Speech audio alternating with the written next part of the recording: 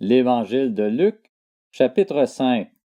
Un jour, Jésus se trouvait au bord du lac de Génézareth et la foule se pressait autour de lui pour entendre la parole de Dieu. Il vit au bord du lac 2 barques. Les pêcheurs en étaient descendus pour laver leurs filets. Il monta dans l'une de ces barques, qui appartenait à Simon, et il le pria de s'éloigner un peu du rivage. Puis il s'assit, et de la barque il enseignait la foule. Quand il eut fini de parler, il dit à Simon, « Avance là où l'eau est profonde, et jetez vos filets pour pêcher. » Simon lui répondit, « Maître, nous avons travaillé toute la nuit sans rien prendre, mais sur ta parole je jetterai les filets. » Ils les jetèrent et prirent une grande quantité de poissons, et leurs filets se déchiraient. Ils firent signe à leurs compagnons qui étaient dans l'autre barque de venir les aider. Ils vinrent et remplirent les 2 barques au point qu'elles s'enfonçaient. Quand il vit cela, Simon-Pierre tomba aux genoux de Jésus et dit, « Seigneur, éloigne-toi de moi, parce que je suis un homme pécheur. » En effet, lui et tous ceux qui étaient avec lui étaient remplis de frayeur à cause de la pêche qu'ils avaient faite. Il en allait de même pour Jacques et Jean, les fils de Zébédée, les associés de Simon.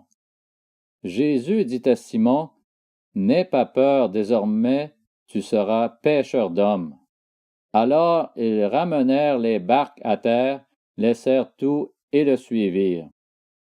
Alors que Jésus était dans une des villes, un homme couvert de lèpre le vit, tomba le visage contre terre et lui adressa cette prière. « Seigneur, si tu le veux, tu peux me rendre pur. » Jésus tendit la main, le toucha et dit, « Je le veux, sois pur. » Aussitôt la lèpre le quitta.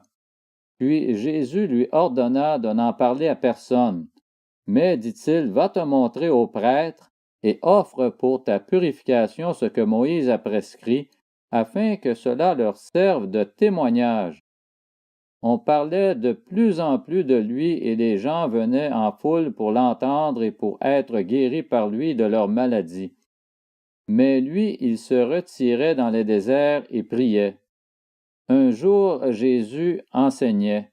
Des pharisiens et des professeurs de la loi venus de tous les villages de la Galilée, de la Judée et de Jérusalem étaient assis là, et la puissance du Seigneur se manifestait par des guérisons. Et voici que des hommes qui portaient un paralysé sur une civière cherchaient à le faire entrer et à le placer devant Jésus. Comme ils n'avaient pas trouvé moyen de l'introduire à cause de la foule, ils montèrent sur le toit et, par une ouverture, ils le descendirent sur sa civière au milieu de l'assemblée devant Jésus.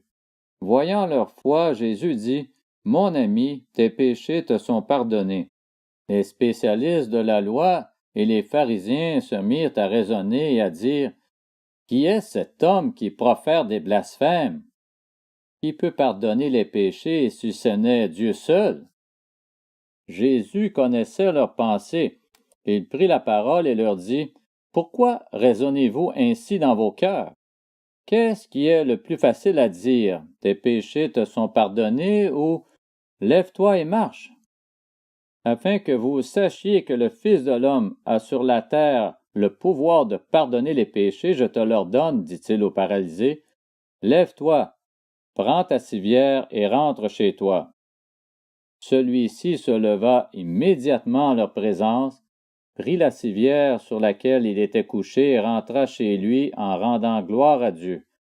Tous étaient dans l'étonnement et célébraient la gloire de Dieu, remplis de crainte.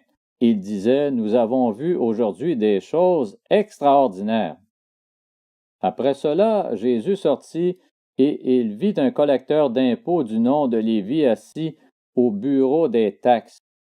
Il lui dit, « Suis-moi. » Et laissant tout, il se leva et le suivit. Lévi lui offrit un grand festin dans sa maison et beaucoup de collecteurs d'impôts et d'autres personnes étaient à table avec eux. Les pharisiens et leurs spécialistes de la loi murmurèrent et dirent à ses disciples, « Pourquoi mangez-vous et buvez-vous avec les collecteurs d'impôts et les pécheurs?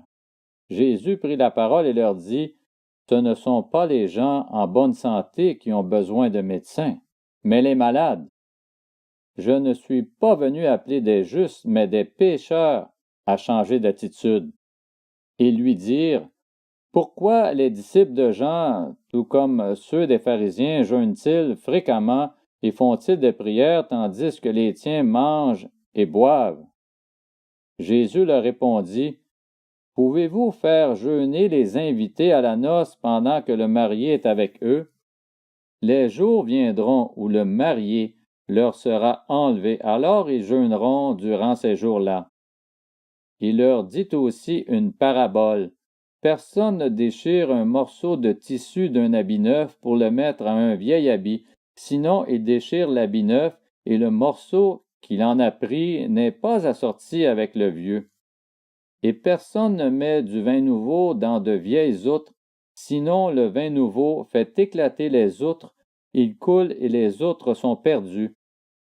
Mais il faut mettre le vin nouveau dans des outres neuves, et les deux se conservent. Et aussitôt après avoir bu du vin vieux, personne ne veut du nouveau, car il dit, le vieux est meilleur.